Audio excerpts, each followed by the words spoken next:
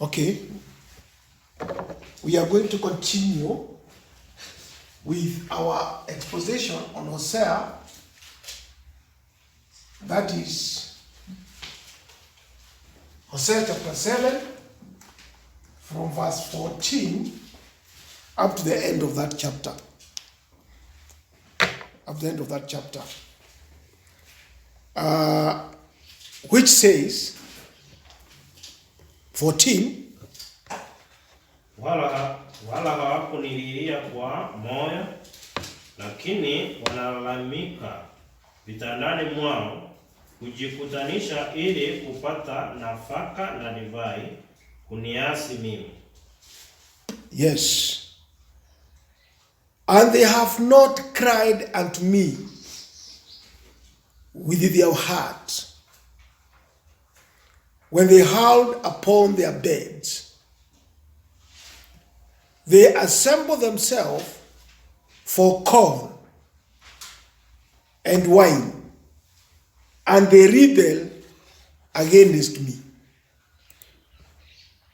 If you go back a little bit, from verse 13, it says, woe unto them, for they have fled from me. Destruction unto them, because they have transgressed against me. Though I have redeemed them, yet they have spoken lies against me. You remember we exposited that verse. But you see now here, it is a continuation of that. And now when it comes to 14, and they have not cried unto me with their heart. You see now, and they have not. Woe unto them. We saw woe, it is misery. Because these people, they are going to be in misery. These people, they have already started feeling the impact of the woe or the wrath of God. And even if you go back to 11 to 12, anasema, when they shall go, not 12, I think it is, verse 9, it says, strangers have devoured his strength, and he knoweth it not. Yeah, gray hairs are here and there upon him, yet he knoweth not.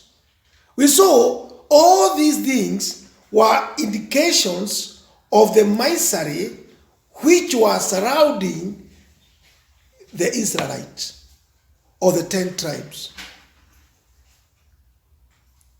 And here God is saying, these people, even though all these things, they are seeing them, they are feeling them around them, all these miseries, all these gray hairs, they are seeing them.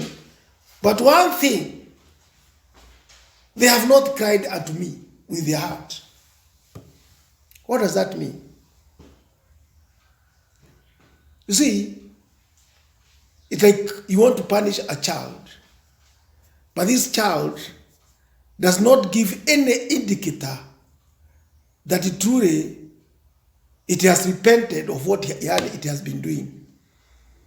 So these people, this means God, no matter how he punishes a generation, it is very hard for them to repent.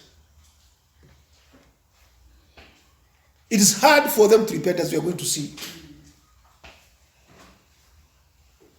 So, where we may see that it is not enough to cry with the mouth, except the heart cry as well as the mouth.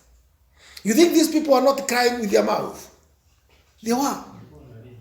Walikuwa wanalia. Hata saa hii, when people are feeling the weight of what is happening, you will hear everybody lamenting. Everybody is crying. People are dying. What are we going to do?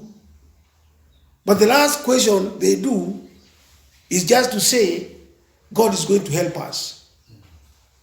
Mungu hapa lazima Mungu akuje atusaidie. But that is crying with the mouth, not the heart. It is crying with the mouth. And if you want to know, for each and every one of us, even when people are dying, and somebody comes and tell you that they have died this and this much, you yourself, you feel as if you cannot die. So it never affects you. It never affects you. Haiwezi. So, if you read James 5:17, inasema namna gani? James 5:17. Eliya alikuwa mwanadamu mwenye tabia moja na sisi. Akaomba kwa bidii mvua isinyeshe, na mvua haikunyesha juu ya nchi muda wa miaka 3 na miezi 6. Yeah, you see, Elijah was a person as we are, but he prayed unto God that it rains not, and it never rained. Meaning, he prayed from his heart. He prayed from his heart. Then God heard him. So, but these people, he is saying, they are not crying unto me. You know, God sometimes, when he wants you to change or to help you, he needs you to pray. He wants you to pray. That's what we said, that sometimes God, in order to help you, he wants you to pray. To hear that truly, whatever you are going through, there is a sign of life in you, so that you can excite you can excite God, so that he may help you. But in most cases, we don't. We are going to see why we don't pray. We only howl in our bed. Why? Heart prayers pleases God. Heart prayers pleases God. We must know that.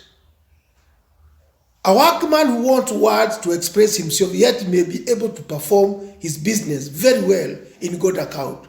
So he that is able to express himself in fine, eloquent sentence and multitude of words may yet not pray at all. So you might think that when somebody put a lot of words in prayer, people think that that person is praying. And that's why God said, when you want to pray, msiwe kama nani? Wanafiki. Who puts a lot of words, wakifikiria nitafanya nini? Nitawasikia. That's not praying. Usifikiria hawa wana wa Israeli hawako wakiomba. They were praying. In fact, you might even find that sometimes wakati watu wamefinyika sana, kuna kitu watu wanaita national prayer. Ati watu wakutane wafanya nini? Waombe ndio Mungu aondoe. And to make it matter worse, you will find that Christians, they join together with all religion, no matter what, that they are praying together. Even those who doesn't even believe in Jesus Christ, thinking that God is going to hear them. So, these people, or we, all what we read in the scripture, the scripture tells us it was written for us, in order for us whose the end is to come, so that we may know what has been happening, that can also happen to us. So therefore, when you pray, look that your heart go along with the duty. Otherwise, your cries will be but as a prayer which these Israelites were praying. Kwa hivyo wakati unaomba, you look at your heart, that your prayer goes along with what you are doing. Not to pray to God, alafu ukimaliza kupray to God, ukiamuka hivi, unaenda mbio kwa tamaa za mwili. Hata hiyo prayer sasa umeisahau. You think God is going to answer you? Wewe unaomba Mungu, unaomba maombi marefu sana. Lakini tamaa ukiamuka pale, zile tamaa uko nazo, ama yale mafikira sasa inakuingia, hata ulikuwa unaongea kwa mdomo, lakini your heart was very far. So this is why they prayed, but they never cried unto God. So God could not hear them. They prayed and they never cried unto God. So they were in their spirit. They were in their spirit very turbulent. In their lives unquiet. And forward in their courage in prayer. You see now, they were distempered and unquiet spirits. Nikusema walikuwa na shida mingi sana. You know, when people are going through miseries, they are unquiet in themselves. Hiyo misery inawasukuma sana mpaka every time wakikutana ni kulia tu, wanalia mashida, problems ambayo zimewakuta. Na at the end one time, kuna wale hata wanaenda to the far ya kusema wacha hii mambo tuombe. Because men are very good at pretending. Very good. We are all hypocrites before God. Lakini binadamu hajui. We are all hypocrites. We are hypocrites, let me tell you. We shall be very fast, even to tell people, let us pray. But after the prayer, every person is again back to his own desire of the flesh. And he has even forgotten. He is not even going to wait. Kuna mwingine unasikia anaenda mashida mengi. Kama wakati mwingine nikutana na jamaa mmoja anasema, sasa mimi sijui nitafanya nini. Hii mashida ambayo niko naye, nimejaribu hivi. Naenda kwa kanisa natoa tithe. But mashida bado inanifuata. Let me tell you. Hakuna kitu ambaye unaweza saidika kwa sababu you think that wewe kwa sababu Mungu anasema labda watoe tithe wenye wanatoa tithe. Sasa wewe utapeleka tithe ndio Mungu mashida ifanye nini? Iishe. Hakuna kitu kama hiyo. Hiyo yote inakuwa ni uongo. Wewe patia pastor pesa akule, lakini mashida yako hakuna kipali itaenda. So there is a proverb which says, the shallowest waters make the greatest noise, but the deepest river run the stillest. So those that have the deepest sense of sin and are kindly troubled for it are quiet, still, and submissive under God's hand. Niliwaambia sometimes back, I told you that those people, the wicked, they'll shout highest when they are praying. These people, they'll pray the longest prayers. And they are very strong. These people, they use the hardest language to invoke God. But what about a child of God? He'll use simple words, but from the heart. From the heart. Yeye ataona his enormity. Ataona dhambi zake. He'll consider himself even going to pray before God. Anashindwa kwa sababu anaona kabisa atasema nini. Lakini huyu mtu wa mwili, he doesn't fear God. Anaenda to God to pray as if he's going to a friend, to somebody of his age. He doesn't care. And that's why you see he'll shout loudest. But that shouting is not crying unto God. Hiyo sio kulilia Mungu. The true crying unto God is when you see the deeper part of why God is doing what he is doing. If you're not going to see it, then you are not crying to God. Because God does not hate you. He hates sins. Dhambi ndio anafanya nini? Ndio anaangalia, sio wewe. So, if you are going to cry unto God and you don't see those sins and you repent them, then you are not crying unto God. You are not crying unto God. So these people, their pain, they were pained. And that's why they were troubled. Because there were miseries ambaye zilikuwa zimewakuta. Tunaambiwa before they went to captivity, shida walikuwa nazo nyingi sana. Maugonjwa, plagues, nini. But all what they could do is just to roar.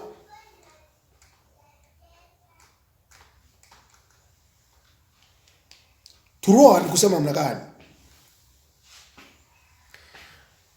Even an animal, mnyama yeyote, live only binadamu, ukimgonga atafanya nini? Gonga umbwa itafanya nini? Na itatoa nini? Sauti. Anything, strike it, itatoa sauti. So sisi naye Biblia inasema we are just like an animal. We are yani sisi tunaweza kuwa kama wanyama. Wanyama when they are at pain, they'll also cry. Watalia. Mnyama analia kwa sababu ya nini? Ya uchungu. Ni kumaanisha nini? Ni kumaanisha hata wewe unaweza lia kwa sababu ya nini? Ya uchungu. Just like an animal. Lakini hii kulia naye sasa hapa ndio tunaambiwa, this is not crying unto God. You are crying because of pain. Sio kama hapa tunaelewana. Unalia kwa sababu ya nini? Ya uchungu. Ile uchungu unasikia ndio inafanya ulie. Na ndio kwa sababu wewe you are little bit clever than an animal, unasema wacha tumuombe Mungu. Ndio uchungu ifanye nini? But that is not crying unto God. You are crying because of pain. Hapo kuna tofauti.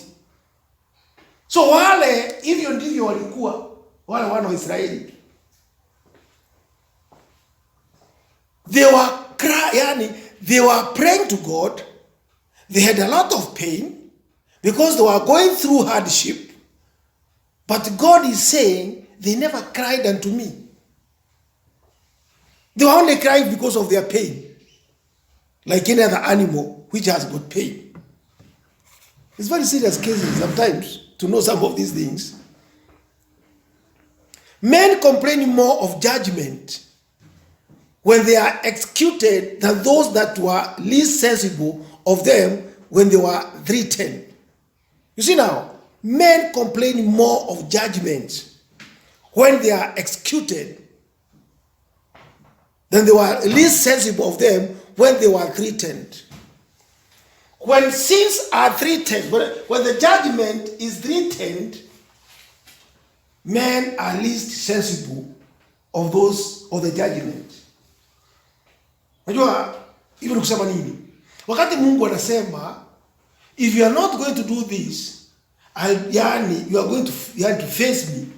Prepare to face me because my wrath is going to be upon you. Wakati huo binadamu huaga ajali. Sijui kama tunaelewana. Wanga anaona ni kana kwamba things are going to be as usual. Kwa hivyo yeye anaendelea tu ile kazi yake tu, anaona tu maisha yake, kuamka asubuhi mbio za biashara ni sawa.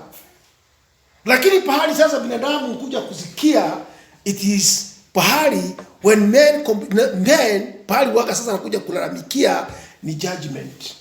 Wakati sasa anaanza ku feel pain, but he doesn't fear threatening. Tunaona pale sasa ndio hapo tumesema he act just like an animal. Kwa sababu gani? Yeye analia because of pain of the judgment which has brought pain, but not the threatening, ambaye ilikuwa imesema namna gani? Umepotoka kwa njia, rudi kwa njia, nikuondolee hii. Hiyo haoni. Lakini wakati atagongwa hapo ndio utasikia. Hapo ndio utasikia. Hata watu wakisema tukutane, tuambie Mungu sijui nini, tuombe. Sasa hapo because threatening imepita na judgment imeingia, sasa unaenda kuambia Mungu nini? Utamwambia nini? Sasa inakuwa karibuni, kwa sababu sasa wewe hata wakati anaenda tena kulia sasa hali kama hukulia wakati it was a threatening. Hivyo ni kumaanisha wakati judgment imeingia, you are not crying kwa sababu ati umeona dhambi zako. Ni kwa sababu ya nini? Ya uchungu. Jana unapitia ndio unafanya sasa ulie. Lakini sio ile threatening. Hiyo ilikupita. If you want to see that difference, enda tuangalie mtu kama nani?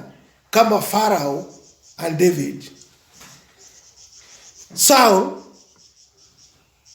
and David.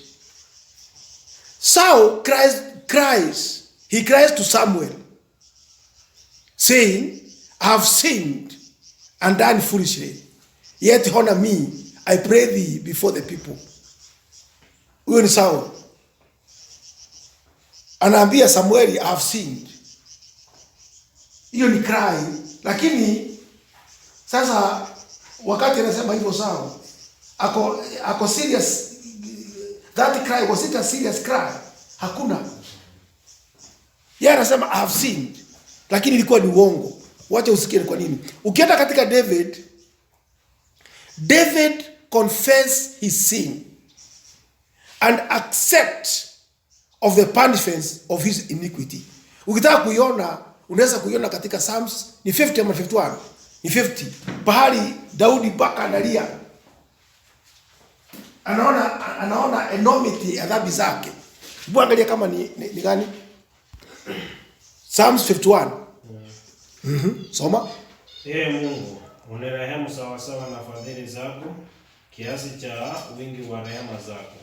Uyafute makosa yangu. Unioshe kabisa na uovu wangu, unitakaze dhambi zangu.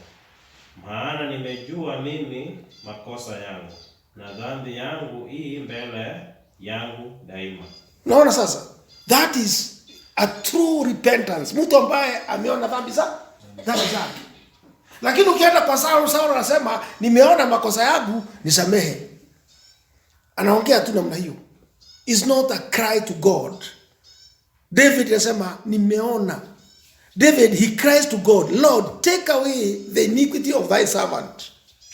Take away the iniquity of thy servant. Manake David aliona yale yote ametenda wakati wa Bathsheba. Alikuwa anaitwa nani? Aliona yale yote alitenda wakati wa Uria. So if iniquity be done away, judgment will soon be removed. Sin being the cause of all misery. Nona. If iniquity be done away, judgment will soon be removed. Kwa hivyo judgment, any judgment ama misery ambayo huwa inakuta watu ni kwa sababu ya nini? Ya dhambi. Lakini dhambi ikiondolewa, hiyo iniquity Mungu anaiondoa. But the people don't know that. Hawakujua. Tumeona gray hair iko hapa na pale. Misery hapa na pale. Walikuwa wanaumia. Mpaka Mungu mwenyewe anasema, these people hata wakiumia hivi wanaumia. They cannot cry unto me. Kwa hivyo shida ilikuwa ni nani? Ni hao. Binadamu ndio anakuwa shida, sio Mungu. Mpaka Mungu analeta hizo radhi na kuja because it must come. Anakojea nyinyi mfanye nini? Mumuite. Lakini hamwezi. Watu hawezi, wanakataa. So David, he confesses his sin and accept of the punishment of his iniquity. Yeye anakubali. Ukienda mtu kama Pharaoh, he cries to Moses that he would pray to God to deliver him from the plagues that were upon him. Sindio? Angalia Pharaoh alikuwa tu, wakati amesikia uchungu, ndio alikuwa anaambia Moses na kuomba tu, mwambie afanye nini? Aniondolee. Lakini plague ikiondolewa, anarudi tena. That's why unaona Pharaoh alimwagiwa how many plagues? 10. Na kila moja wakati wote ikiingia anaambia Musa, sasa ukimwambia Mungu afanye nini? Aniondolee. Na nitawachilia wana Israeli waende. Lakini plague uchungu ikiondoka anafanya nini? Moyo unakuwa mgumu tena. That's the way binadamu huwa. That's the way wicked huwa. Na unaona Pharaoh was stubborn until he was destroyed. All this example inatufundisha not that Pharaoh, sisi hatuna yani mafarao wakati tuko, hata sisi wenyewe ni mafarao, kwa sababu Mungu anaondoa hii dhambi, anakuondolea, unalia kwa sababu ya uchungu, ukiondolewa wakati umesikia mwili mzuri tena unarudi. Ukisikia tena kama ni mambo ulikuwa unafanya tena, hii mambo yote is a replica of what happened to each and every person. So God regarded their cries no more than the howling of beasts. Mungu, their cry, ama ya vile walikuwa wanalialia, yeye Mungu aliona hakuna tofauti na vile wanyama wakisikia uchungu wanafanya nini? Wanalia. Hebu soma Amos 8:3. Amos 8:3. Nasema mnakani? 8:3 nasema tena nyimbo za hekaluni zitakuwa vilio siku ile, asema Bwana Mungu. Mizoga itakuwa mingi kila mahali, wataitupa wakinyamaza kimya. Unasikia? Hebu soma Kiingereza. And the songs of the temple shall be howlings in that day, says the Lord God. There shall be many dead bodies in every place. They shall cast them forth with silence. Yani, the songs of the temple. Kiswahili ndio inasema vizuri sana. Itakuwa ni nini? Ni kilio. The song of the temple. Ni kusema hawa ndio wajue mimi ni nani. Hiyo siku itakuwa kwa kanisa sao, nyimbo zao zitakuwa ni kilio. Vilio tu. Manake wote watakuwa wanaimba wakifikiria wanafanya nini? Wananiimbia mimi. Lakini hakuna. Itakuwa ni kilio kwa yale yote wamefanya nini? Wamepitia. So watu wasifikiria ati because watu wanaita ati wa kanisa, Mungu anaweza waachilia mambo, watu wanakaa wanajiuliza, kwani tulikuwa kabisa hata wanaenda kwa makanisa wanasema waombe, lakini inakuwa ni kilio. Unasikia hapo amesema nini? Misoga. Nini? Misoga ni nini? Watu ambao wamekufa. Miili imetapakaa kila mahali. Mnafikiri haikufanyika? Ilifanyika. That's what happened. Those were prophets walikuwa naambiwa, wakaona kana kwamba neno la Mungu linafanya nini? Linaongea tu. Wakakaa tu. Nasikia anawaambia sasa. Amos akiongea, Amos was a contemporary prophet with Hosea. Walikuwa wanahubiria watu wakati mmoja. Yale Hosea anaongea, naye Amos alikuwa naye anaongea. Kwa hivyo they were contemporaries. So Moses was sent to the same people ambaye Hosea naye anafanya nini? Anahubiria. Na wakati ule ulifika, walikufa wengi sana. mambo mengi sana yalifanyika ambaye hata wao hawakuamini.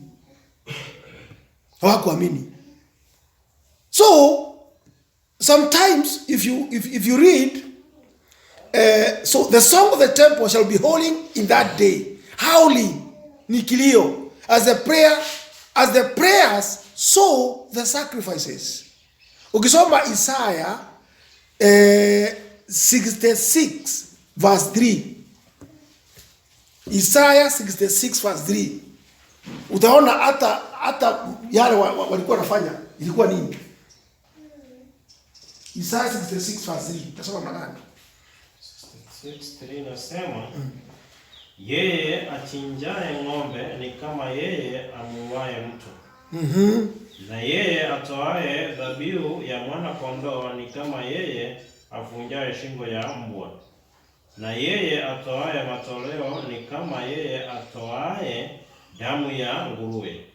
Na yeye afukuzaye uvumba ni kama yeye abarikie sanamu. Naam, wamezichagua njia zao wenyewe, na nafsi zao zafurahia machukizo yao. Kiingereza unasikia mambo mazito sana. He that killeth an ox is as if he slew a man. He that sacrifices a lamb as if he cut off a dog's neck. He that offers an oblation as if he offers swine's blood. He that burneth incense as if he blessed an idol. Yeah, they have chosen their own ways, and their soul delights in their abominations. That is it. You know, just like their prayers, even their worship ambayo walikuwa wanafanya. Wengine because walikuwa wamekataa na Mungu, nafikiri sasa ataenda kufanya kafara kwa kanisa, atoe dhabihu. Sasa Mungu anasema walikuwa wamefika pahali wakati when you cannot change your character, when you cannot see your sins, why you are being punished by God. Ni kumaanisha hata akienda walikuwa anaenda anashika kondoo akichinja. Mungu anasema ni kama anachinja nini? Umbwa. Sio mimi anachinjia. Ni kusema God cannot accept a sacrifice of a dog. Manake umbwa haingetolewa kafara katika hekalu la Mungu.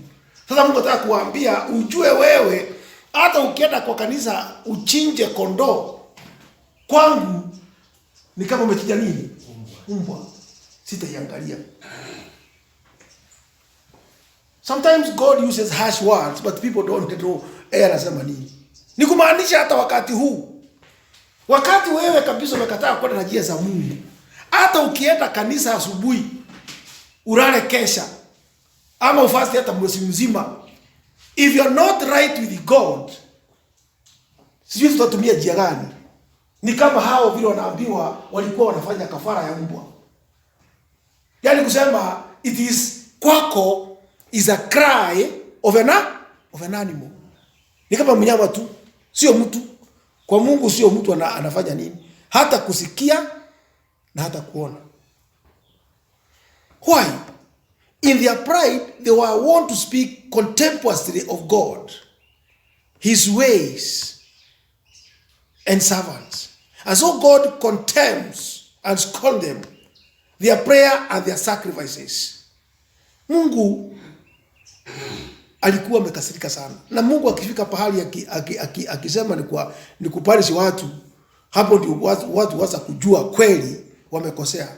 Na wakijua tena hawana nguvu ya kurudi kwake. Hiyo ndio inakuwa shida wakati Mungu wrath imeangukia watu. Ukisema Proverb 1:26 nasema namna gani? Proverb 1:26 nasema mimi nami nitacheka siku ya mshiba wenu, nitadhihaki hofu yenu ifikapo. Nasikia kusema Kiingereza, I also will laugh at your calamity. I will mock when your fear comes. Why? Hebu soma 25. But you have set at naught all my counsel, and would none of mine reprove. I also will laugh at your calamity. I will mock when your fear comes. Nasikia? Mumekataa nini? Kiswahili, rudia tena Kiswahili. Kiswahili nasema 25, bali mmebadilisha shauri langu, wala hamkutaka maonyo yangu. Mimi nami nitacheka siku ya mshiba wenu, nitadhihaki hofu yenu ifikapo. Hebu imagine Mungu akifika pale anaambia watu, nyinyi mmekataa kunisikiza na mmekataa kabisa kusikia yani amri zangu, mnaenda kivyenu, nami nitacheka wakati mmefanya nini?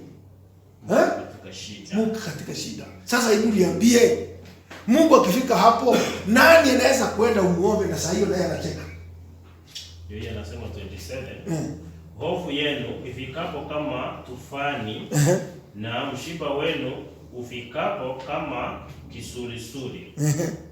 Dhiki na adhabu zitakapowafikia, ndipo watakaponiita, lakini sitaitika.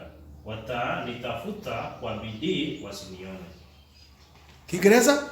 And when your fear cometh as desolation, and your destruction cometh as a whirlwind, when distress and anguish cometh upon you, then shall they call upon me, but I will not answer.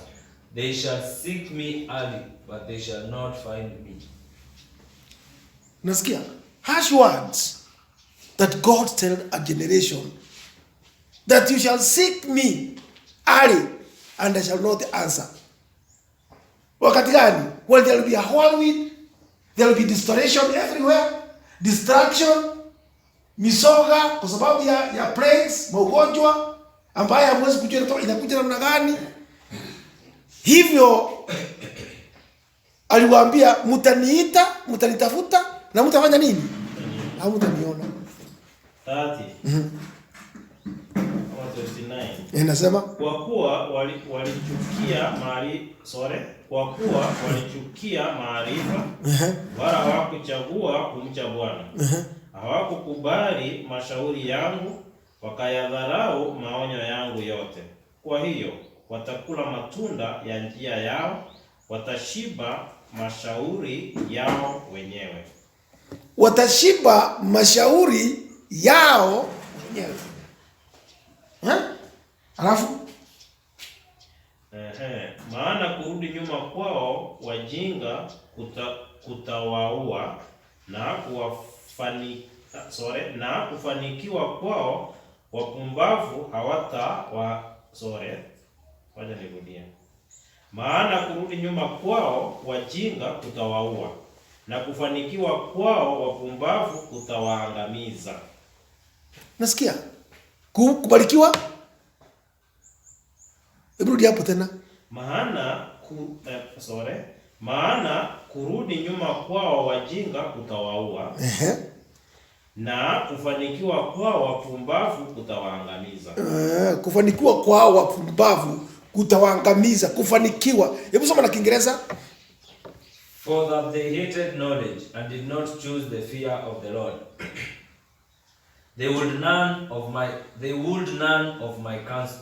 They despised all my reproof. Therefore shall they eat of the fruit of their own way, and be filled with their own devices. For the turning away of the simple shall slay them, and the prosperity of fools shall destroy them. So even kumaanisha, the prosperity of fools shall destroy them. Na hii prosperity ndio watu wanaenda kanisa ndio wafanye nini? Wabarikiwe.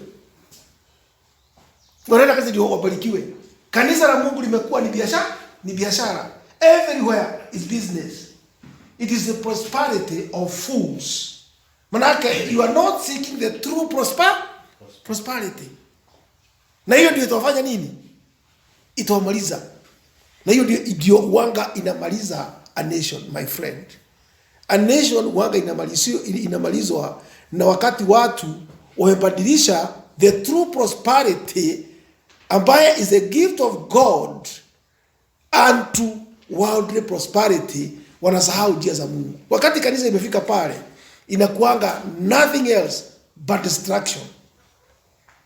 Na tusifikirie ati tuko mbali. It is our turn. Tumesomwa na sisi tunafanya nini? Tumesoma wengine na sisi tunafanya nini? tutasomwa. Watu wasione kama ni ngumu. Ndio 66 inasema 4. Mimi nami nitachagua mapigo yao. Mungu atachagua mapigo. Nami nitachagua mapigo yao. Kwa sababu wamenikataa. Mimi nami nitachagua mapigo yao, nitaleta hofu zao juu yao. Kwa sababu kwa sababu nilipoita hawakuitika, na niliponena hawakusikia, bali walifanya yaliyo maovu machoni pangu na kuyachagua nisiyo ya furahia. Hebu soma na Kiingereza. I also will choose their delusions and will bring their fears upon them.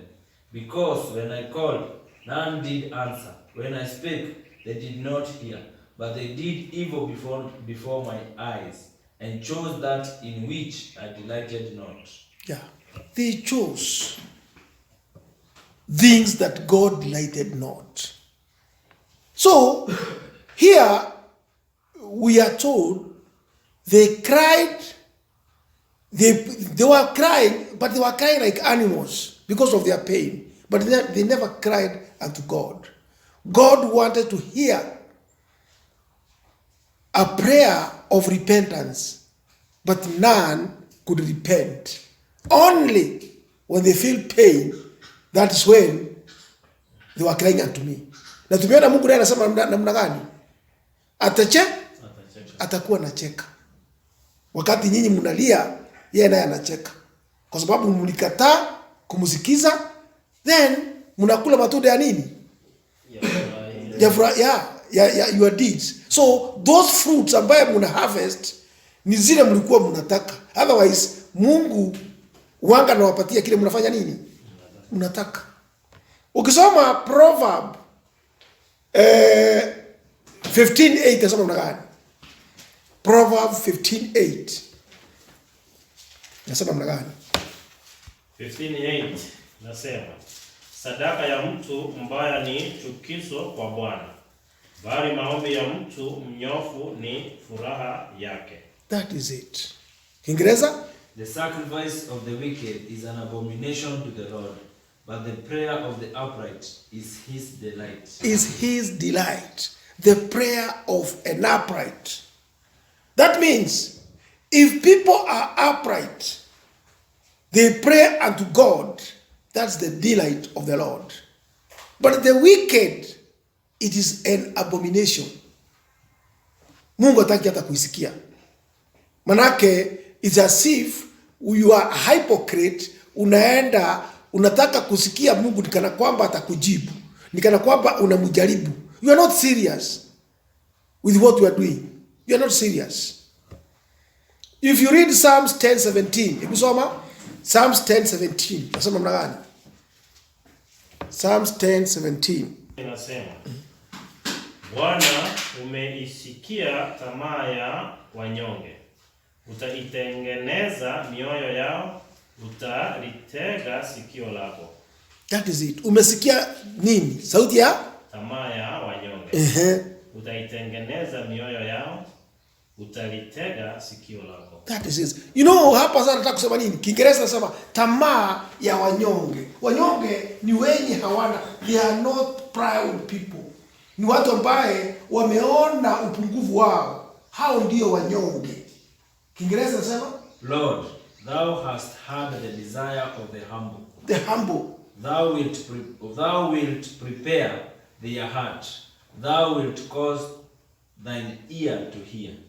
You see, thou will cause even your ear to do what? To hear. To hear. Because these people, they are humble. So the prayer of a humble person. Who is this humble person? Ni yule ambaye, he who sees his sins. Yeye ambaye anaona dhambi zake mbele ya Mwenyezi Mungu. Na anaona hatoshi. Anaona hatoshi kabisa. Na truly ana cry, not because of pain. It's because hata kana kwamba he is going through misery, anajua sin has caused this. Yeye anajua dhambi ndio imefanya nini? Ndio imefanya haya yatokee. Yeye anaona dhambi lakini sio nini? Sio uchungu. anajua isipokuwa ni dhambi haya yangetokea. Huyo, that's a happy person. Na huyo Mungu ndio usikiza neno lake. Lakini utakuja kuona wengi wanalia juu ya shida zile wanapitia, but hawaoni dhambi ambayo watu wanatoa, yani zile zinatendwa. Hawaoni kabisa. Ukisoma Nehemia 1:6, inasema mna gani? Nehemia 1:6.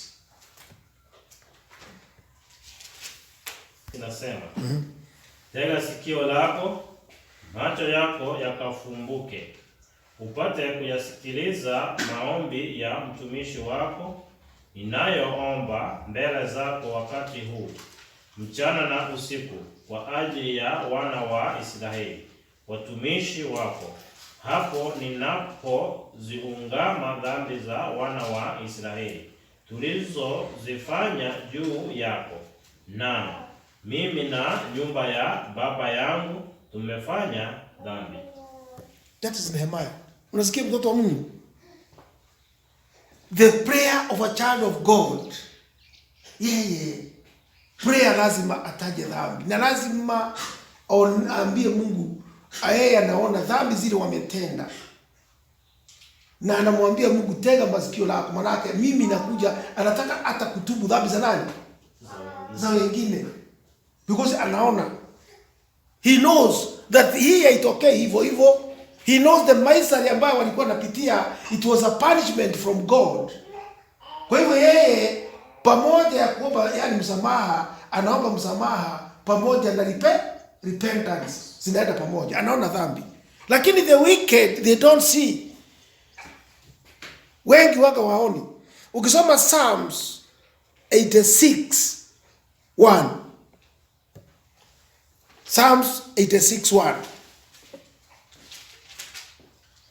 The 6:1 inasema, Ee Bwana, utege sikio lako unijibu, maana mimi ni maskini na mhitaji. Mimi ni maskini na mhitaji. Kiingereza? Bow down thine ear, O Lord. Hear me, for I am poor and needy. For I am poor and needy. This needy ni kusema namna gani? He is not talking about yani at the poorness ya mali ya dunia. Unajua watu wanaweza kubadilisha. No. He sees that he is poor in spirit. Yani he is poor in the sense that yeye ni mwenye dhambi. Hatoshi. Hawezi simama bilani. I am poor and needy of what? Of your righteousness or your strength. Manake ninajaribu kufanya mazuri, inafanya nini? Nashindika. So he is poor and needy. He need help. He need help of God to strengthen him. He is praying that. Lakini sio ati ni pesa naomba pale, because watu wengi wanabadilisha mambo inakuwa ni mambo ya mali. No. Mungu huaga anaangalia, tumeona the humble heart. So what happened? What does all this hold forth to us but this, that the prayers of saints are very delightful to him. They are pleasant music in his ears. The saints set up sweet breathings, and God takes pleasure in them. Nasikia? The wicked howl and cry out, and God rejects them. The wicked, they howl, wanalia upon their beds. Ukisema pale alikuwa anasema namna gani? Mtu anahosea pale tena hiyo 14 uone walikuwa na howl. Hii kulia wanalia wakiwa wapi? Wala hawakunililia kwa moyo. Lakini wanalalamika vitandani mwao, kujikutanisha ili kupata nafaka na divai. Unihasi mimi. Ili wapata nini? Chakula. Soma Kiingereza usikie. And they have not cried unto me with their heart when they howled upon their bed. They assemble themselves for corn and wine, and they rebel against me. They assemble for corn and wine. Look here. They flock together that they might get corn and wine. So they had it. They did not care what became of God and his ordinances. Hii kulia and howling, ile shida walikuwa nalia tu ni ni njaa. Hiyo tu ndio walikuwa na haja naye. Lakini wakipata chakula hii ya mwili wanasahau nani? Wanasahau Mungu. Walikuwa tu nalia tu kwa sababu ya corn, labda mvua hii kunyesha, serikali tusaidie, kuna njaa pande hii, serikali inapeleka msaada. Wakipata chakula, mambo inafanya nini? Inaisha. That's what they were doing. Yani wakipata, unasikia vile anasema, wakipata they assemble themselves for corn and wine. Mnataka kusema hii mambo ifanyike siku hizi? Ha? Watu wanalia njaa na wanalia nani? Serikali? Maroli zinatumwa huko wapelekwe chakula. Wakishapata chakula, basi hawataki kujua Mungu yake ni gani. So they assemble to feed themselves with wheat, so they might be pampered and looked at nothing else. Or they assembled at their temples to cry for wheat. Walikuwa wanakutana in the temple ndio watu wapate msaada wa chakula. Kwa sababu labda msaada ilikuwa inaletwa wapi? Katika the temple ndio watu wapatiwe nini? Chakula. Kama vile kanisa vitu zinaweza pelekwa, ndio watu wakienda kwa kanisa wafanye nini? Wapewe chakula. Lakini wakishapata, basi nobody alikuwa anajiuliza hii shida ambayo tunapitia inaweza kuwa imeletwa na nini? Nobody. So the vilest men in time of common calamity will assemble themselves to pray to God. Hata wale watu wabaya namna gani, wakati shida zimetokea na wanaumia, they are the pain, watakutana. Hata wenye hadi kanisa, ukisikia saa hii kuna msaada imeletwa kwa kanisa, watu wanapatiwa chakula, hata mwenye haendai kanisa atakuwa wapi? Atakuwa pale. Hata utakuta hiyo kanisa imejaa kwa sababu ya shida. So the vilest men in time of common calamity will assemble themselves to pray to God. If they'll pray to have trouble taken away when upon them, it is our duty to pray to prevent danger before it comes. Wataenda pale ndio wapate chakula, lakini hawawezi kwenda kwa kanisa ama kwenda kutafuta njia za Mungu vile inatakikana to prevent the calamities. Hiyo ndio binadamu wawe. Calamities Mungu anasema zitakuja, lakini people cannot assemble together before the calamity ifika to the maximum, wa peace to God. But when calamity imekuja, they'll assemble together. Wafanya nini? Walilia nani? Mungu. Na hapo naye Mungu tunasema, sasa hapo naye Mungu akafanya nini? Anacheka. Kwa sababu nyinyi wakati mlikuwa mnatakiwa kulilia mimi, mlikuwa mnafanya mambo yenu. Hamkunisikia. Shida imekuja. Lakini wakati sasa shida imeingia, sasa hapo ndio mnakutana pamoja, mnililie sasa nyinyi kwa sababu Mungu katika uchungu.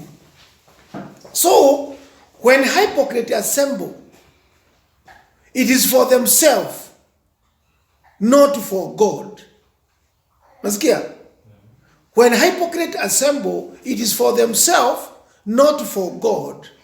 For corn and wine and outward mercy. Hiyo ndio inafanya wakutane. Sio kwa sababu ya nani? Ya Mungu. Were it not that they wanted some outward good, God would seldom or never hear from them. Isipokuwa ni chakula wanataka, wako na shida ya njaa, ama wanapitia shida mingi sana, Mungu hawezi kusikia anything from them. Hata hiyo cry wanalia kama wanyama inasikika tu kwa sababu ya nini? Ya njaa. That's the word of God. Hiyo calamity kwa sababu ya njaa. Kama hata hiyo njaa haingekuwa, hata ungesikia sauti ya watu wakilia. Wanalia kwa sababu ya nini? Ya njaa. So that's why Mungu sasa anasema nini? Hypocrites seek God more for sensual things than for others. Hypocrite wanatafuta Mungu sana kwa sababu ya vitu sensual, mambo ya mwili kuliko spiritual. Hypocrite atafanya bidii sana akisikia pahali kuna faida itapatikana ambayo itasaidia mwili, na hapo kabisa hawezi kosa. Those are the hypocrites. Lakini kija ni mambo spiritual, hiyo hutamuona pale, ama pahali yeye hafaidiki katika mwili, inakuwa ni shida sana kumuona pale. Those are the hypocrites. Na hypocrites wanataka sana kusikia pahali wanabarikiwa kwa mwili. And that's why utakuja kuona most of the churches today, especially when wanafundisha prosperity, makanisa zimejaa. Kwa sababu wao they are after mambo sensual. Na that's why hata pastor anachukua jukumu ya kusema mtabarikiwa. Naona wengine wakiwa hivi. All those things they are gimmicks. Na ni nzuri kwa sababu inafanya hawa hypocrite wajae wapi? Kanisani. Asipoongea hivyo haisipata watu. So we assemble together in our fast to seek God. But what is it for? If only or principally for outward things, it is but carnal and not spiritual seeking. Kama tunaweza kuwa tunakutana na iwe kabisa mafikira yetu yote tunakutana kwa sababu gani? Is it because only ndio tupate chakula ya tumbo? Then that is not spiritual seeking. That is carnal seeking. Na hiyo ndio imejaa, na hiyo ndio ilikuwa imejaa katika wana wa Israeli. Anasema and they rebel against me. They rebel after they have assembled themselves. When once the duty is over, they go to their old causes again. Yani they rebel against me. Wakati wanakuja wanaassemble, anasema they don't even cry to me. Lakini watakutana kwa sababu ya chakula na kila kitu wapate. Lakini wakishapata, then they rebel against me. Wenyewe tu ni kusema wakishapata hautasikia a cry tena. Kila mtu anaenda wapi? Anarudi katika maisha yake. Si ameshiba. Sasa kazi yao ni kusema sasa, yani maisha ni mazuri sasa. But the way of life wanarudi to their old way. They don't care. Wanamgeukia Mungu tena. Wanakuwa tena hata hawezi hata kusikia. Si wameshiba. Hebu soma Yeremia 5:3, inasema namna gani? Yeremia 5:3. Nasema, Bwana, macho yako je, hayaangalii uaminifu? Umewapiga lakini hawakuhuzunika. Umewakomesha lakini wamekataa kurudiwa. Wamefanya nyuso zao kuwa ngumu kuliko mwamba, wamekataa kurudi. Sijui kama unasikia? Huyu mtu wa Kiingereza ako wapi? Ati wamefanya nini? Bwana, macho yako je, hayaangalii uaminifu? Umewapiga lakini hawakuhuzunika. Amewapiga na hawakufanya nini? Hawakuhuzunika. Umewakomesha lakini wamekataa kurudiwa. Wamefanya nyuso zao kuwa ngumu kuliko mwamba, wamekataa kurudi. That is Jeremiah 5:3. Inasema Kiingereza, O Lord, are not thine eyes upon the truth? Thou hast stricken them, but they have not grieved. Yani umewapiga lakini hata hawaoni kana kwamba ni wewe unawapiga. Thou hast consumed them, but they have refused to receive correction. You have consumed them. Unajua hapa kusema to consume ni kusema unawamaliza. Unaendelea kuwamaliza lakini they have refused even to be corrected. If they cannot be corrected, correction hawezi kubali. Unajua hata kusema namna gani? Hawa watu wakati wa Yeremia walikuwa wameingia katika yani false worship. Hata kuna pahali walikuwa wanaenda kutoa ububa to the god of moon, yani miungu wengine. Sasa katika that way Mungu aliwaletea mashida mengi sana, akaanza kuwapiga na calamities. Sasa hapo tunasikia even wakati wamepigwa hata hawaoni, hata wakati wanakufa wapungue waone ni kwa nini watu wetu wanakufa. Hawawezi ona, hawakuona. Baka unisikia neno la Mungu likiandika na maana ile, you have consumed them but they cannot see it. That means binadamu wakati amefika pahali that amekosa kuona dhambi, inakuanga there is no remedy.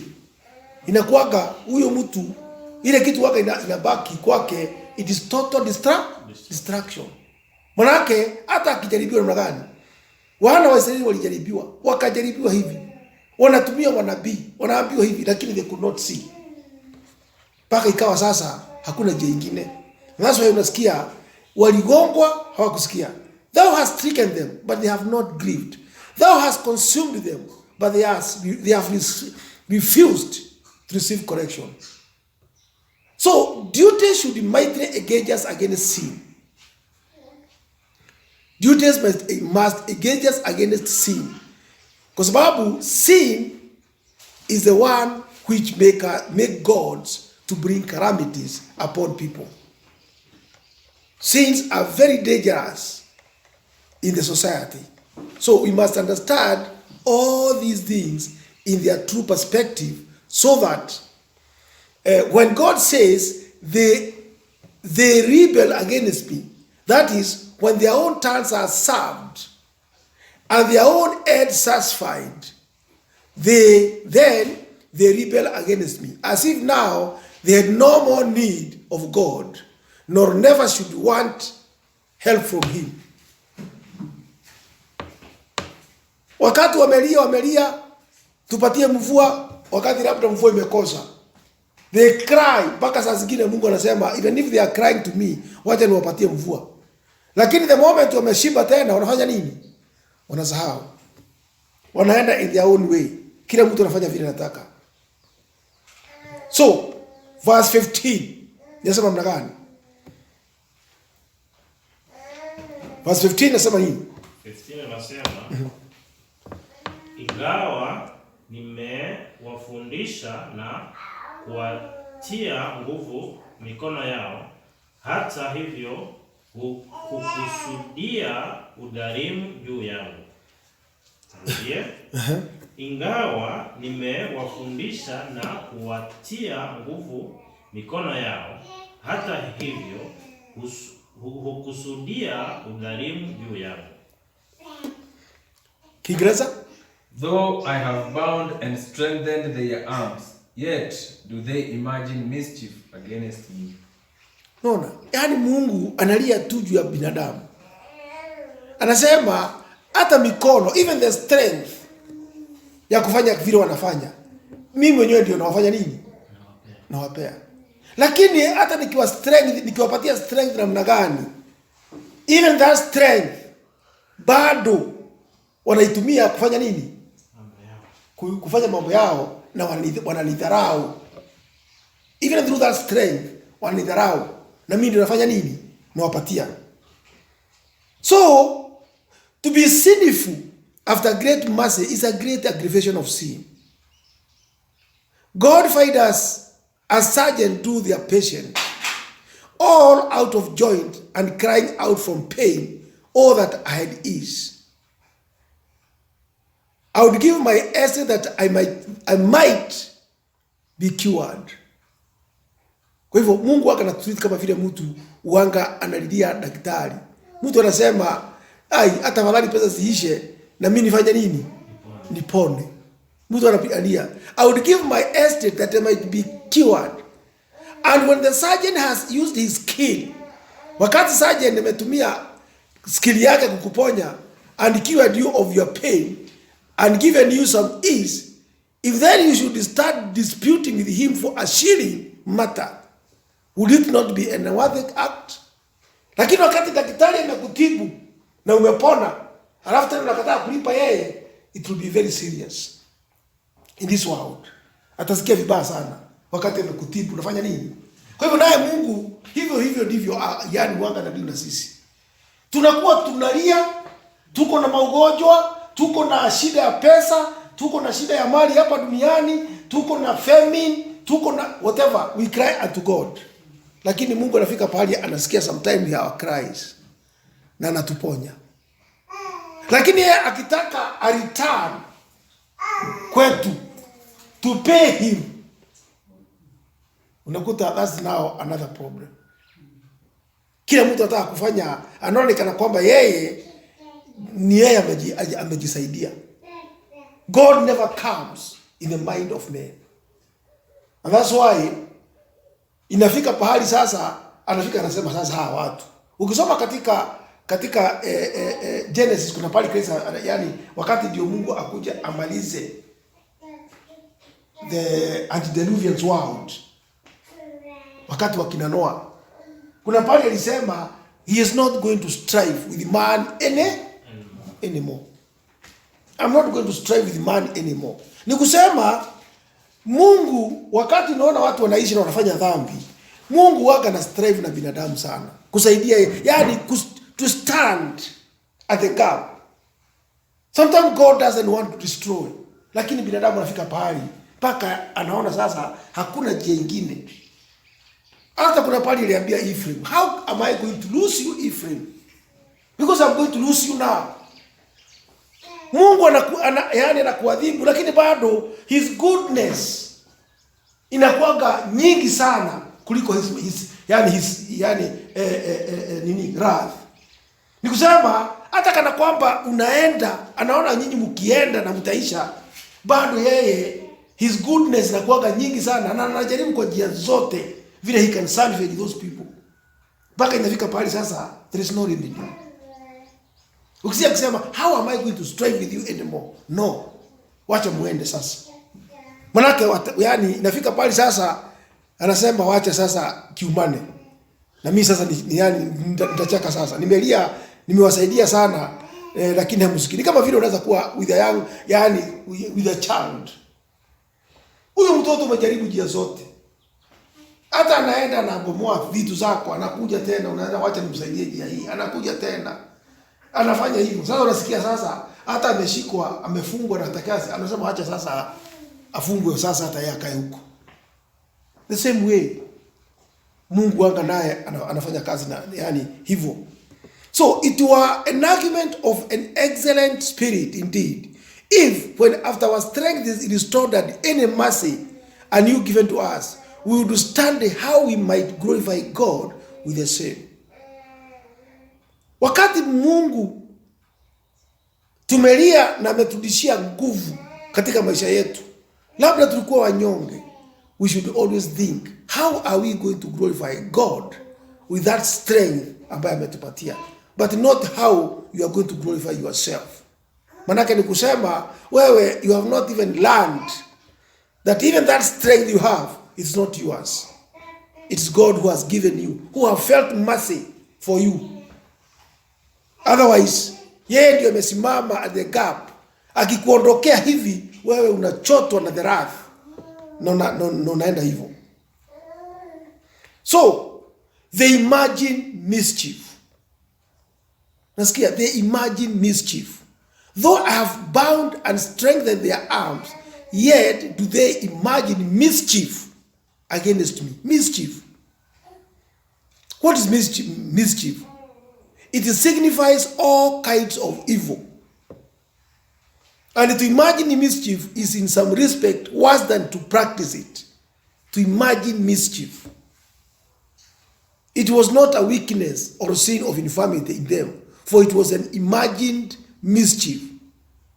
It was a most vile, provoking sin, for it did aim at the dishonoring of God himself.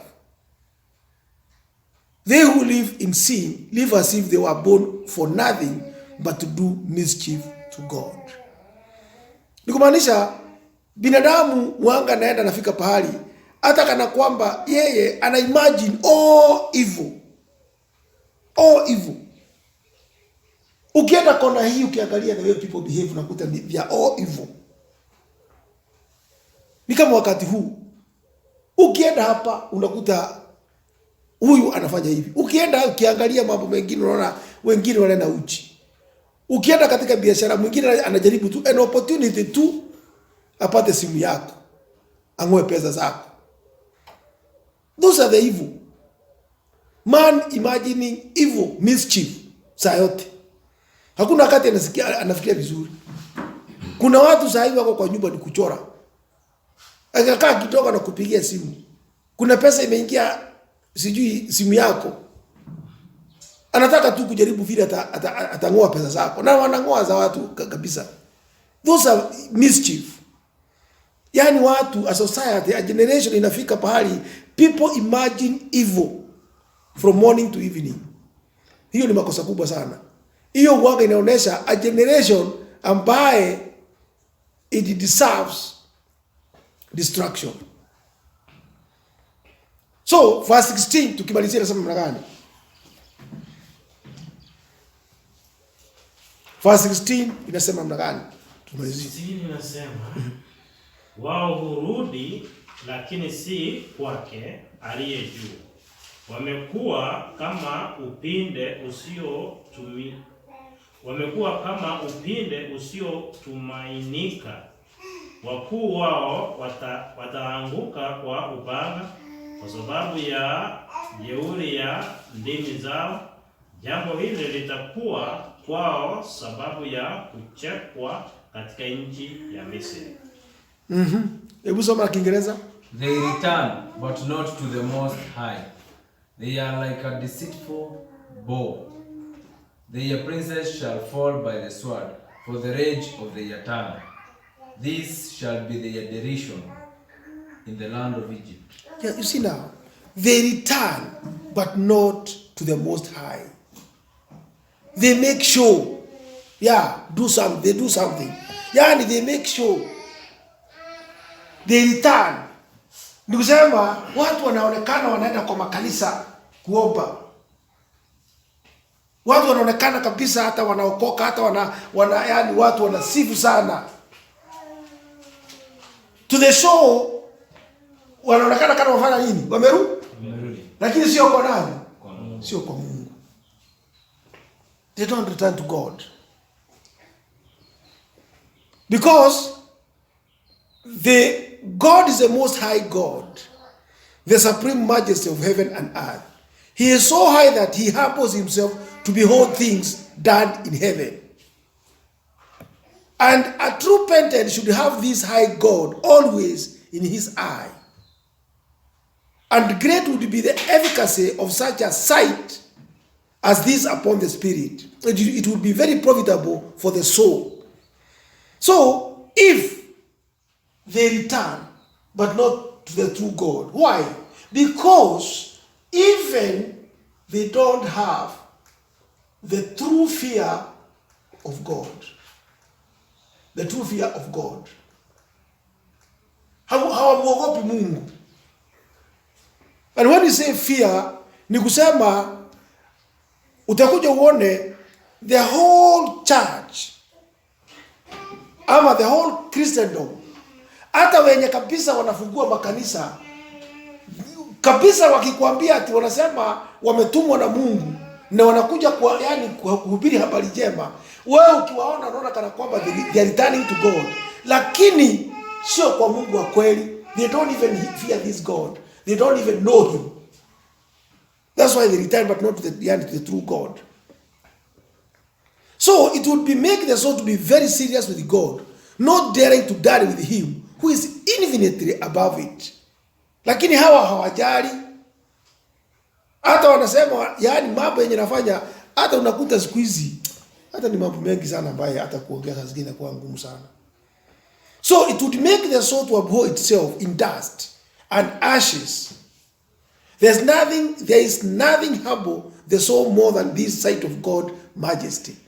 Kama watu wangejua Mungu ni nani, Kama watu wangeelewa hii uongo, tunaona kabisa makanisa watu wamejaa, watu wanasema wanajengea Mungu makanisa, wanafanya maharambee, lakini yote hakuna ati ni Mungu anaogopa. Hata hizi harambee si ati wanafanya ndio watukuze Mungu.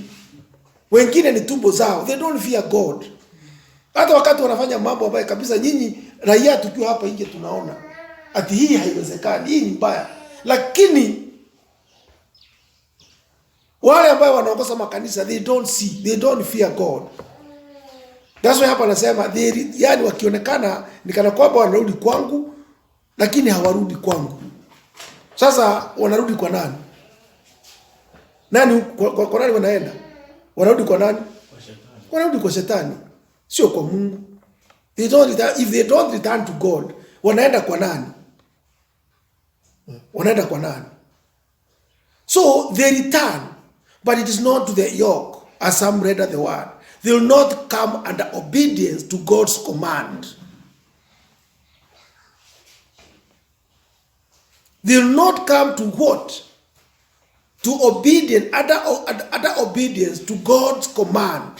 Hawatakubali the God's command. Hata ukienda uhubirie watu waanze kuambia ukweli vile huko, waambie hii ndio njia, hawatakubali. Lakini wao wenyewe watafungua makanisa wakisema hii makanisa ni ya nani? Ni ya Mungu. Lakini ukienda uambie hapana, njia ndio hii, hawatakubali. But they want to return to, wanataka kuoneshana wanaenda kwa Mungu, lakini sio kwa Mungu. Hawezi rudi kwa Mungu. Hawezi kubali kwa sababu wao wameshikwa na pesa. Kuna kitu imewashika na ndio hiyo wanang'ang'ana nayo. So they are like deceitful bow. They are like a deceitful bow. Ukisoma Psalms 78:57 sema nini?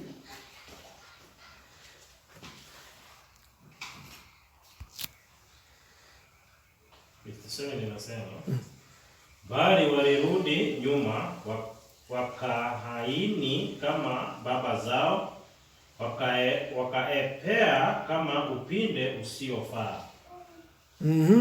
Kiingereza 78:57. Turned back and dealt unfaithfully like their fathers.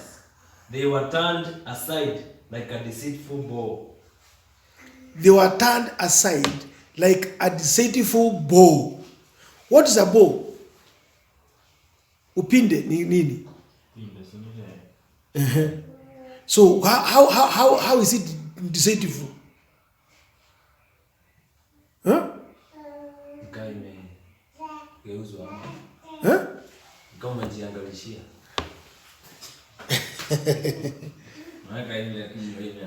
It causes the arrow to turn from them against whom it was leveled, and recoil upon him that shoot it. Eh? When it causes the arrow to turn from them, you see now, against whom it was leveled, and recoil upon him that shoot it. These people were God's bow. Hebu soma Zekaria 9:13. Tuone. Zekaria 9:13. Sema, maana nimejipindia Yuda, nimeujaza upinde wangu Efraim, nami nitawaondokesha wana wako, Sayuni, wapigane na wana wako, Uyunani. Nami nitakufanya wewe kuwa kama upanga wa shujaa. Msoma na Kiingereza. When I have bent Judah for me, filled with the bow with Ephraim, and raised up thy sons, O Zion, against thy sons, O Greece, and made thee as the sword of a mighty man. So inasema when it carries away the arrow, quite contrary to the aim of the archer. So nikusema the bow, instead of going the way it's supposed to go, it turns back. Many of these acted thus. They had good aims, walikuwa na good aims and intentions, and purposes. But yet, they carried the matter quite contrary. You see now, for example, unaona mtu kama Jehu. Jehu was given a mission to reform the church. You see, he was a reformer. But when he went to reform the church, he did very good. But he left all the high places of worship for his own benefit. You know? So he had a good purpose and he did it, but yet he never did it in the right way. He never did it in the right way. Manake hakumaliza yale Mungu alikufanya nini? Alikuwa amemwambia. So ni kusema hawa naye kuwa kabisa you have put the bow against yourself. Upinde kulingana vile itaikani, kumaanisha wewe ukionekana katika harakati zako za kazi ya Mungu, watu wanaona kana kwamba you are very devout person. Si kweli? Lakini if your bow is pointing this way, sana tunafanya kazi ya Mungu pale mzuri, but it is pointing at yourself, because hakuna kitu unafanya nini? Unafanya. Is all pretense. You know, kazi ikionekana ni mzuri, lakini hii bow ambayo inaonekana inafanya kazi mzuri sana, inaelekesha pande hii, but in actual sense hakuna pali inaenda. It is inaelekezwa kwako. Everything it is for your benefit. Sio kama tunaelewana? Yeah. It is not as good kama vile watu wanafanya nini? Wanaona. For example, tuko na mapasta wengi ambaye kabisa wamefungua makanisa. Hata ukienda pahali unasikia tunataka tuone watumishi wa Mungu wasimame wasalimia watu. Si ndio? Wako wengi sana. Lakini hawa watu ukiangalia yale mambo wanafanya is a bow ambayo imekuwa nini? Imekuwa set. Inafanya kazi ya nani? Ya Mungu. Lakini in actual sense hiyo mambo yote wanaonekana kana wanafanya yote inalenga nani? Wao wenyewe. It is for their own benefit.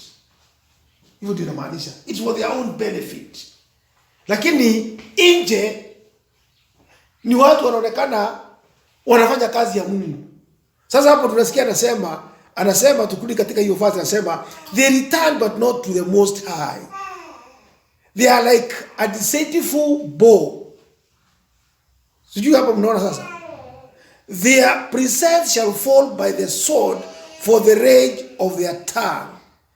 This shall be their derision in the land of Egypt.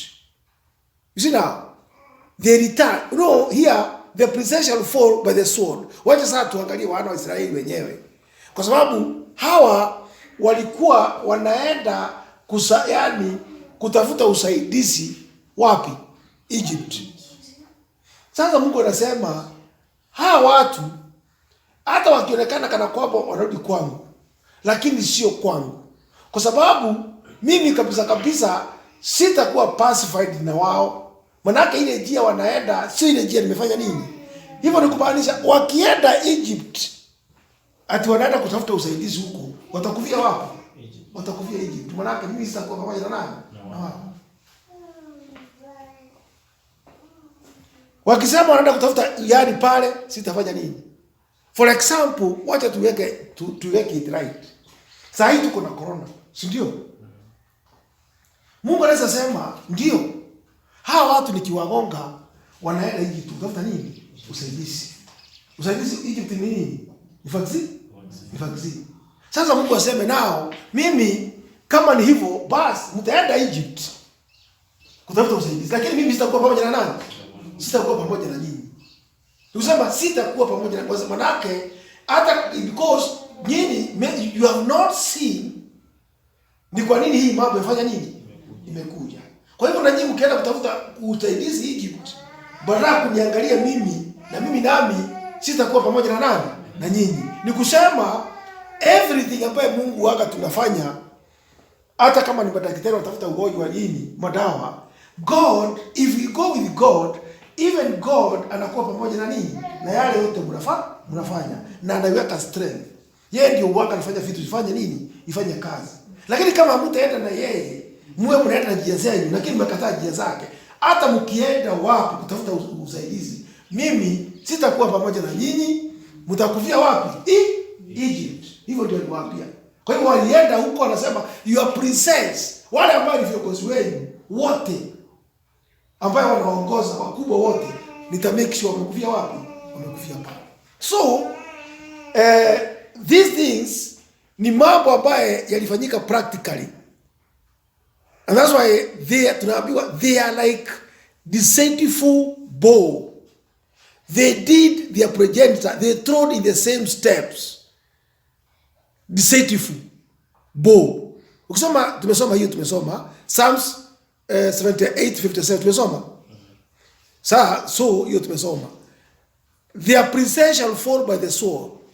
These were they who had the chief hand in the setting up of false worship.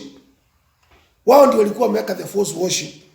Na ndio nasema hawa wote nita make sure wameangukia wapi? Egypt. Wakienda kutafuta usaidizi huko. So, when men grow very wicked, they grow outrageous, like madmen. There is no rule in them. Nasikia? Watu wakiwa nini? Wanakuwaga very mad. Wakati watu wamekuwa wickedness imeingia, ukiangalia watu wanafanyanga mambo mpaka unashangaa, hata mambo mengine huwezi kuamini. Na hiyo ndio inakuanga a generation, wakati generation imeingia inataka kumalizwa. Na hiyo unaweza kuipata katika Job 5:21, hata kama tutaisoma. Unaweza kuipata Psalms 78:4. Nini mfanyika? A sharp sword. Psalm 57:4. Hebu soma 57:4, Psalms 57:4.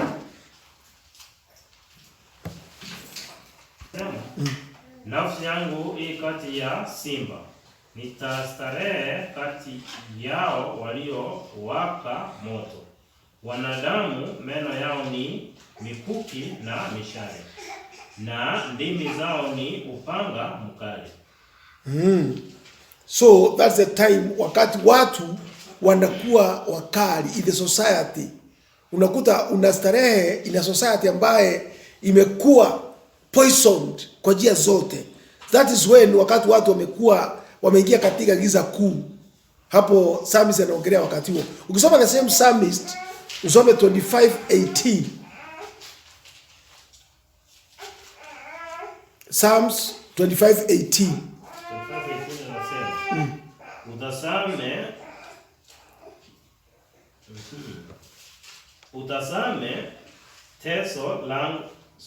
Utazame teso langu na taabu yangu. Unisamehe dhambi zangu zote. That is Psalms 25:18. Proverb 25:18. Hebu soma 12:18 kwanza. Proverb 12:18. Proverb 12:18.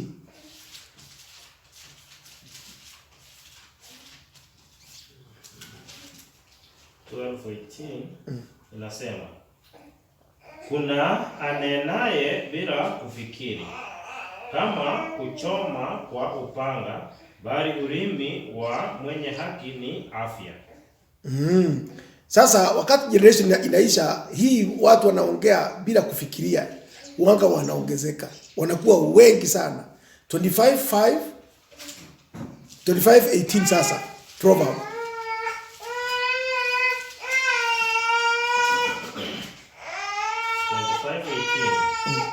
Mtu amshuhudiaye jirani yake uongo ni nyundo na upanga na mshale mkali. So that is the character of a generation. Pahali inakuwa hata ushuhuda unakuwa ni wa uongo in a generation. Watu hawezi kuongea ukweli. watu wote wanakuwa ni waongo. Hiyo, those are the character of a generation ambaye kabisa inakuanga generation hiyo Mungu anataka kuimaliza. Sitaki kuongezea mengi, na nafikiri tumemaliza chapter 7 of Hosea. God willing, we shall start chapter 8 tukiendelea. Amen. Unless kuna mtu ako na swali.